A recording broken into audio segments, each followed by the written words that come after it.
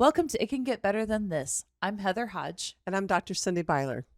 And today we would like to start the first season and our first episode of our new podcast YouTube video. Woohoo! Woo!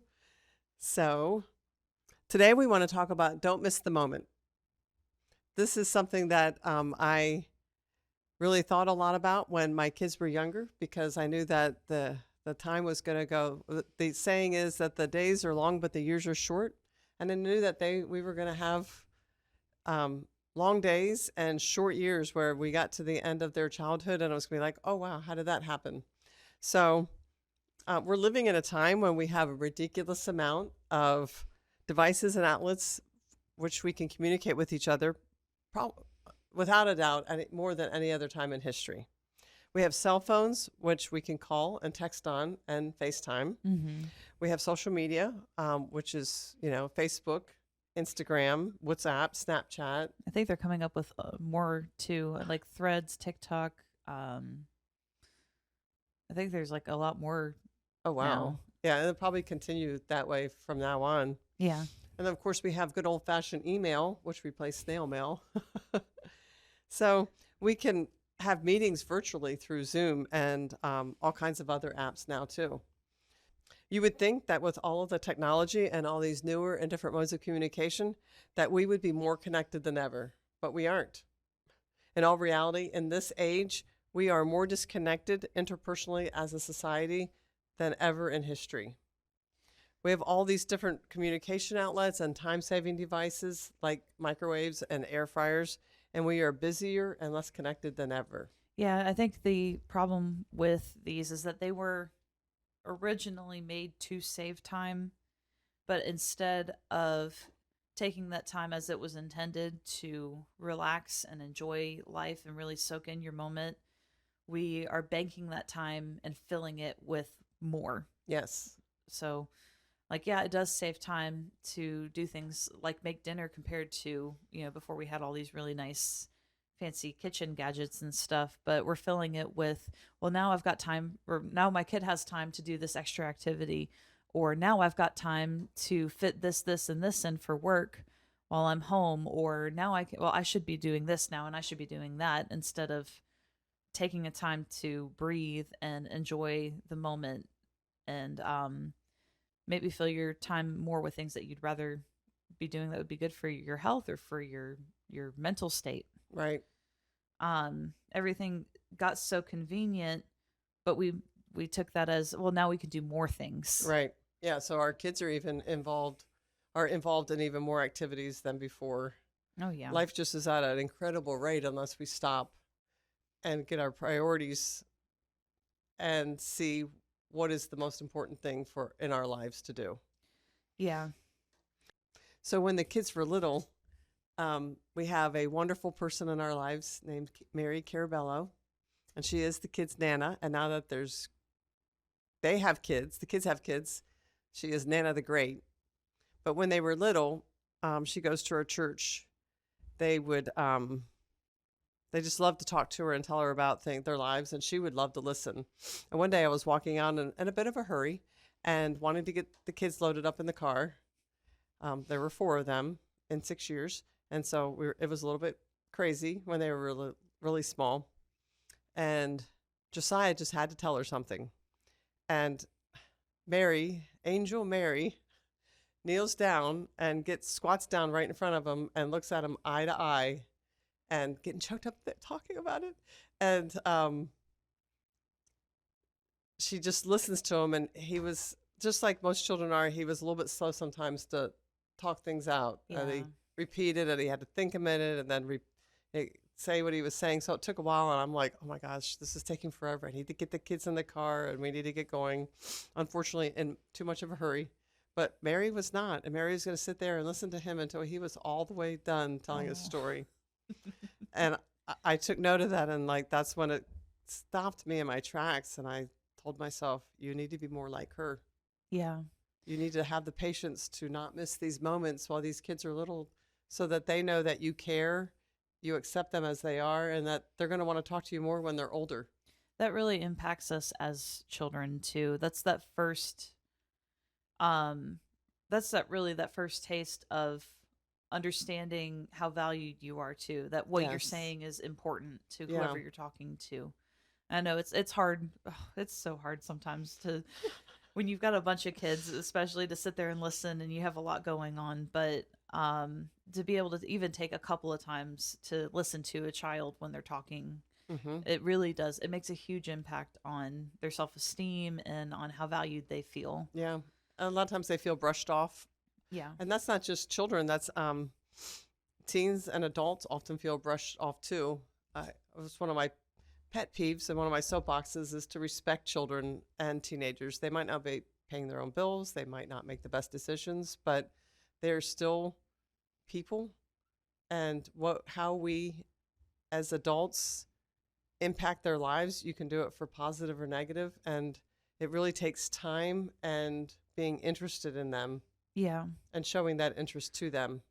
They don't they don't typically model the normal conversation pattern that we have as adults. No. Normally it's so fast, and what we're really doing is, while the person you're talking to is talking, a lot of times we're sitting there thinking of what do we say next too. Right, right. Conversations, what somebody told me one time, that conversations used to be people just sitting there in silence thinking about what they're saying, and then they would talk, so there'd be these long lulls of silence while you're Right. waiting to think.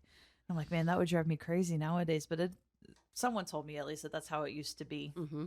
Yeah, it was life was a little slower then, Yeah. but back in those days. Yeah. So, and children and teenagers and adults need time to like be able to process, especially if they're a what I call a verbal processor. Some people need to talk it out, Hmm. not think it out, but talk it out.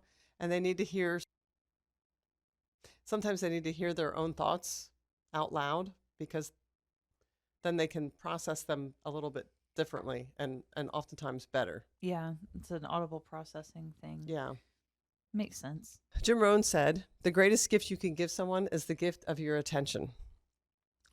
And that's so true. You can give your kids lots of gifts or your spouse lots of gifts, but unless you give them your full attention, they will not know that you love them and that you care about them and that you accept them. It's so important.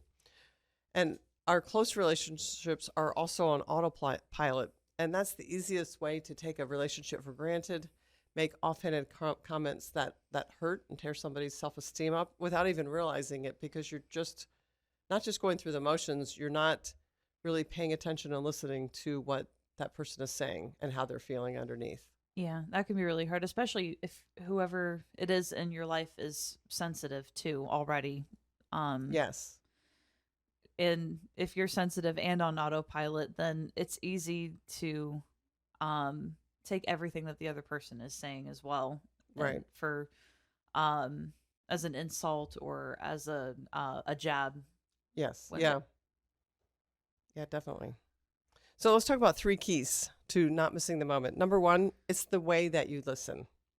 It's not just the words, it's also listening underneath their words, listening to their heart.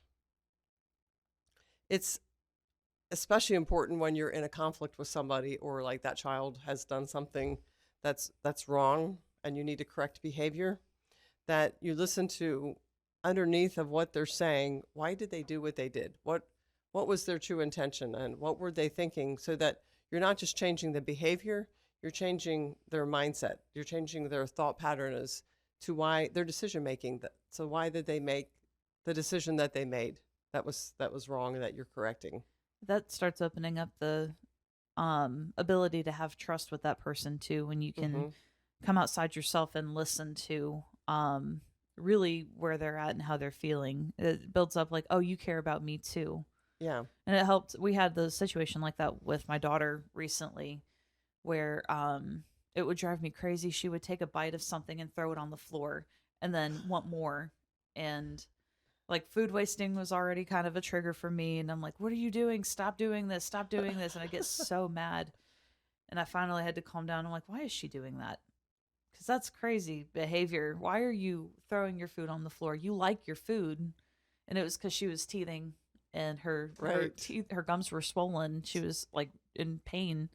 So She wants the taste of it, but she can't chew it because Yeah, it and it was making her hurts. mad. Yeah. And I'm like, Yeah. oh, you're not throwing a tantrum. Well, you are, but you're hurting. Right. That's what the problem is. So being able to come off of autopilot and really like pay attention to what's going on here, and try to think through how she's feeling, it was like, oh, okay, It you makes need sense. some teething medicine, or you need some ice, or you need a cold washcloth, or whatever.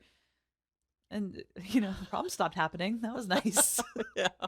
Yeah, throwing on the Crazy food on the kid. floor. She is a crazy kid. Another thing is it's the way that you listen, it's not sitting there thinking about what you're about to say, like Heather said earlier. Yeah. It's actually processing what they're saying, thinking through it, and then responding and thinking about what you're going to say. Right. Right. Okay, number 2 is it's the words that you speak. And this is a choice. And sometimes this is a difficult choice to make because we want to say things that we mean but shouldn't say. I want to cuss. Sometimes you want to say things and that And will cuss words. yes. But a lot of times that doesn't help in the situation. It is important to express understanding and to be emotionally connected with your words. So saying things like, I hear you saying this, Yeah. and repeating what you think you just heard so that they can say, yes, that's exactly what I'm saying, or no, that's not what I'm saying at all. And letting them re-say what they just said. A disclaimer, when you first start doing this, it's very annoying. Yes. And it's annoying to hear the other person say, I hear you saying this, but once you get the hang of it, it gets a lot less annoying. Well, and over time, you start understanding each other much better, so you don't have to always say, this is what I hear you saying. Yeah. It sounds very sarcastic at first, but it does help. Yes. Also, negative words release stress-producing hormones in your brain and body, Oh, wow. whereas positive words activate the parts of the brain and the listener's brain that stimulate motivation and resilience. So you're literally building positive, we'll talk about this soon, but you're literally building positive neural pathways when you speak positively. Yes. And building negative one, oh, that's cool. That's really cool And how the brain activating works. positive chemicals in somebody's brain and their body when you're speaking positively. And I'm not saying that that gives you reason to just push things under the rug, No. but it's how the words that you use, like not calling somebody a name, yeah. not repeating. I had one couple that the word annoying, if you called the other person annoying, that person was just so devastated but it was a trigger word. So Yeah. finding out trigger words, it's the words that you speak that make a big difference. It's saying things in a respectful and kind tone. And that's very difficult when you're angry. Yeah, especially if you've been holding it up for a long time. Yes. And that's some of what we're going to talk about as we go is a lot of communication and conflict resolution skills so that you can communicate better with the people in your life, whether it's your spouse or your children or your loved ones, your boss, your employees or coworkers, so that you can have better communication skills and have much more quality relationships. So it's the way you listen, it's the words that you speak, and it's the attention that you give. So like this. What did you say again? Oh yeah. Yeah, if you're on a date, if you're out with your friends or your parents, or if you're Having family dinner? if you're at the dinner table with your kids, put your phone down. Yes. Or if you're with your kid, I don't care how small they are. Look them, make eye contact, show interest in them. Don't just sit there and shush and be on your phone. So I have what is now a funny story, which was not a funny story years ago. This No. is like 10 years or so ago. Oh, you're so kind. I was 12. It was almost Okay. It was about 10 years ago. almost 18 years ago. I don't want to think about this. So I had a little, many of you might remember the game Candy Crush. And we were going through a really difficult time. I with one or two of the kids, a really tough time. Yeah. And I was I was zoning out in order to a lot more than normal in order to just get through and not always paying attention as much as not paying attention like I should. You're coping. I was coping. Yeah. Definitely was coping. And I was addicted to the Candy Crush. Yeah. It was one of the first games I think I ever played on my phone. Maybe the first game I ever played on my phone. There's a meme I saw the other day that said somebody's mom is on like level 1000 of Candy Crush. I think it's you. I am no longer on think it's- Candy Crush. Oh, okay. Excuse me. I'm no longer on Candy Crush. Oh, good. Yeah. Well, now it's there's another game, Cookie Jam or something like that, but I hardly play that anymore either, so that's good. Anyway, so this 10 or so years ago, and Heather was trying to talk to me about something. Do you remember what you were trying to talk to me about? No, I blocked this out. I'm just kidding. It was something, I think I was having a hard time in school. So she was telling me about the situation, and I just kept playing on my phone. And poor Heather, all of what, 13, 12 or 13 years old. I was just zoning out because I probably couldn't take any more that day. And what did you say to me? Do you remember what you said to me? I said, can you please just put your phone down and look at me when I'm talking to you? Which was probably really disrespectful too. But Well, I was being disrespectful, though. yeah, I lost it. I was crying and everything too. Snotty face. And Yeah, I felt terrible. Like, I felt probably one of the worst I've ever felt. I'm sorry. No, it was my fault. And from then on, and still now, I make sure that my phone is down when one of my kids is talking to you. And it really taught me quickly, like, oh, I better, like, she's 12. She's not going to be with us in our home for years, and she's going to remember this moment, and I better handle this and change this behavior quickly. Joke's on you. I came back. No. We were glad to have you back.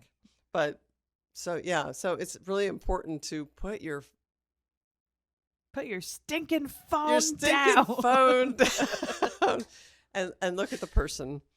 Also, it's important not to be on the phone with somebody else while you're like, even like on a phone call and interrupting constantly when you're on a date or we do this at our family dinner that the phones Yeah. go away so that we can have dinner together and just enjoy each other. And that's from when you guys were really little, probably around the Candy Crush story time. Well, and as you get older, it's harder. Like early, as you're an adult, it's very hard to make time with your friends too. Yes. So when you finally get the chance to be with friends, be with the people that you're with, you know? Make time to focus on that person and hang out with them and look them in the eye and not looking at the time. Right. A lot of friend groups will put all the phones in the middle of the table, and the first person to check the phone has to pay the whole meal. Oh, that's a good idea. It is until you like have kids and your husband's like, "What do I do? What do I do?" I don't Right. have that problem, but Of course not. No, never. Okay, so to recap, it's the way that you listen, it's the word you speak, and it's the attention you give. So take time and don't miss the moments because they're fleeting. And what is a moment today is a memory later. And you really want to shape those memories to be good memories where you were bonding with whoever it is, your friend, your family member, whoever it is, and that you got to know them better and they got to know you better, that you understood each other in a deeper way. So that's the end of this first episode Yay! of It Can Get Better Than This. Next week, we're going to be talking about our name, the It Can Get Better Than This, and breaking down exactly what we're hoping to cover in the podcast. We look forward to seeing you next week. Bye. Have a great week.